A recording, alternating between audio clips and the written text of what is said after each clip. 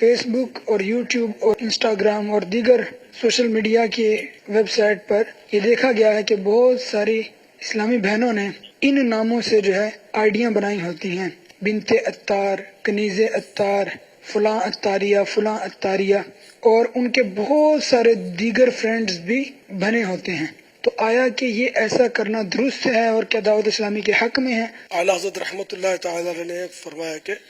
سورہ نور کی تفسیر پڑھاؤ، لڑکی کو سورہ نور کی تفسیر پڑھاؤ، سورہ یوسف کی تفسیر مت پڑھاؤ، کہ سورہ یوسف کی تفسیر میں، اور یہ کیونکہ سورہ یوسف میں ایک عورت کے مکر کا ذکر ہے، جہاں یعنی کہ سورہ یوسف کی تفسیر، قرآن کریم کی سورہ یوسف کی تفسیر عورت لڑکی کو پڑھانے سے منع کیا گیا، وہاں یہ فیس بک پر اس کا کیا رکھا ہوا ہے؟ جو بے حیائی کی باتیں فیس بک پہ ہوتی ہوں گی، عورت کو تو اپنا نام بھی شو نہیں کرنا چاہیے۔ اگر کوئی بنت عطار کا پیج کھولتی ہے،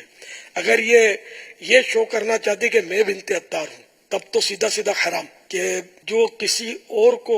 دوسرے کو اپنا باپ ظاہر کرے، اس پر تو لعنت کی گئی ہے، اور یہ گناہ کبیرہ ہے۔ ایک تو یہ دھوکہ اور جھوٹ ہوا، اس سے توبہ واجب، اگر یہ نیت ہے، اور اس لیے وہ ڈالی جاتی ہے کہ لوگ دھوکے سے یہ اس پیج کی وزٹ کریں اس کو۔ باقی اور طرح سے اب عطاریہ لکھے، قادریہ لکھے، رضویہ لکھے یا نہ لکھے، مگر ہو اسلامی بہن، وہ پیج نہ چلائے۔ جو مجھ سے وابستہ ہیں ان کو تو میری طرف سے اجازت ہی نہیں ہے۔ اگر جو مطلب واقعی عطاریہ ہیں اور جن کے خمیر میں عطاریت ہے، ان کو تو اجازت نہیں ہے اپنے پیج چلانے کی۔ بہرحال جو بھی میری مدنی بیٹی، اب وہ عطاریہ نہیں بھی ہے لیکن